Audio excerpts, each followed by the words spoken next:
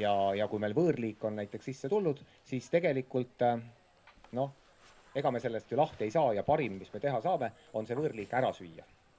Et nüüd jõuamegi selle sama ümarmudila juurde, tegelikult paljud inimesed ei tea, aga see sama ümarmudil on tegelikult väga kuulus kala väga paljudes riikides ja tal on ka väga väärikas koht ajaloos. Nimelt kunagi ammu jälle, kui Nõukogude Liit alles algas, siis kes ajalugu teab, Stalin võttis talunikelt ära suure hulga vilja ja tekkis Ukrainas metsik näljahäda. Väga paljud inimesed surid, aga ei surnud need inimesed, kes elasid Odessa piirkonnas, ühesõnaga mere lähedal.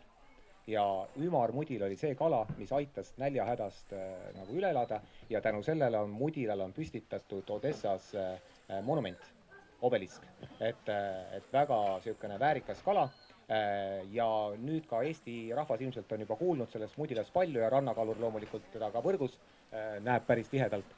Ehk siis me ei tohiks karta seda kala süüa ja pigem vastupidi, et me peaksime leidma sellele kalale väga palju erinevaid kasutusi.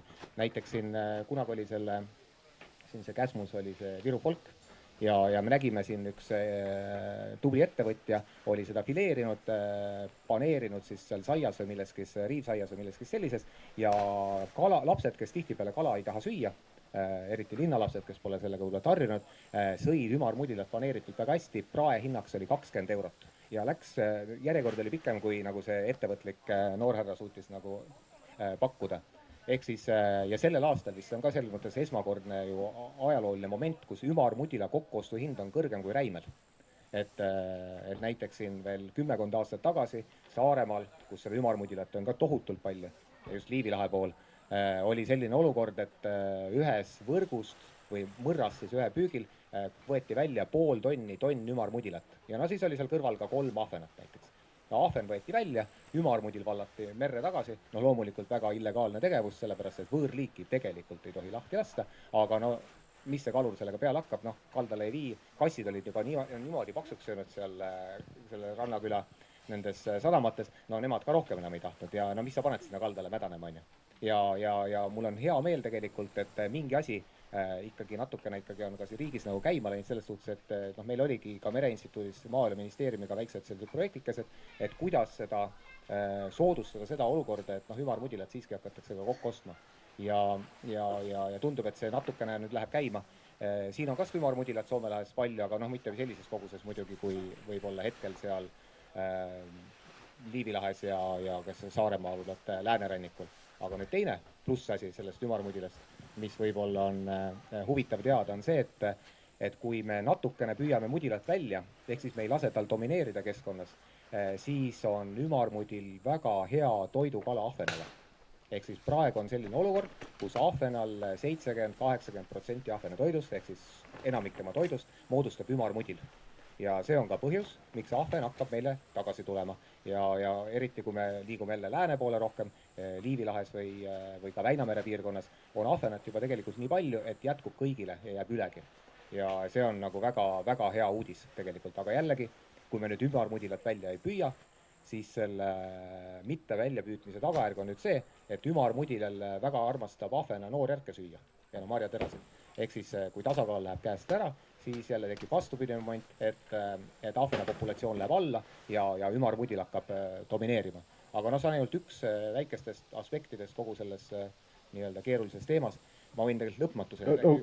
Oota, ma selle ümarmudila kohta küsin, et kui siin paar aastat tagasi korraga kadus ümarmudil siit ära ja küla peal läks lahti kõlakas, et ümarmudil sai katku. Aga ilmselt see nii ei olnud, et mis see põhjus on, et miks see ümarmudil äkki ära kadus või kas ta siiski ära ei kadunud, et me nägime palju surnuid kalu ja väikseid ümarmudilaid.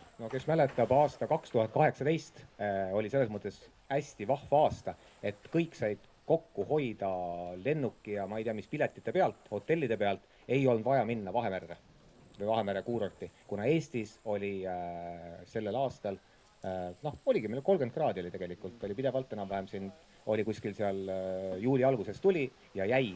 ja mina oma ajaloos, kui ma olen nagu sukeldunud meres päris palju, ma ei mäleta sellist olukorda, et ma lähen nagu 25 meetri sügavusele ja 25 meetri sügavusel on 25 kraadi vett, vesi nagu. Et sellist, see on täiesti nagu ulmeline olukord. Ja arvestades nüüd seda, et ümarmudil ei ole mitte mingi põhjakala või selles mõttes nagu põhja poolt pärit kala, vaid ta on meil tulnud Musta-Kaspia mere regioonist ehk siis lõunamaalt, siis sellel kalaliigile tegelikult see soe vesi väga meeldib. Ja ümarmudilal on ka see selline võimekus, et kui sooja suve on palju, siis ta sigib ka väga mitu korda. Ja 2008. aastal tekkiski selline olukord, kus mudila sigis sedavõrd palju, et elupaik sai otsa. Kalad ei mahtunud merre ära põhimõtteliselt. Toit sai otsa loomulikult, mida ta sõi, ja põhi oli, ka sukeldudes oli võimalik näha, et põhi oli elavaid ja surnud mudilaid täis. Ja siis tekkiski selline tunne, et on tohutu suremus. Aga see sündimus oli tegelikult sedavõrd palju suurem, et ega see mudil kuskil ära ei kadunud. Aga mida mudil teeb? Kalurid teavad, et tavaliselt ta kevade poole tuleb kaldale, rannavette, siis ta siin nagu vaikselt on, ja siis kuskil seal juulist ta läheb sügavale ära. Et ega ta kuskil ära ei kao. Ta pigem, kuna ta on hästi ablas kala ja sööb väga palju ja tavaliselt suudab kogu need rannapiirkonnad tühjaks süüa, et siis ta läheb otsima tegelikult uusi söögipiirkondi ja 2018 oli see aasta, kus ta läks Ava Läänemerre, kus teda enne ei olnud.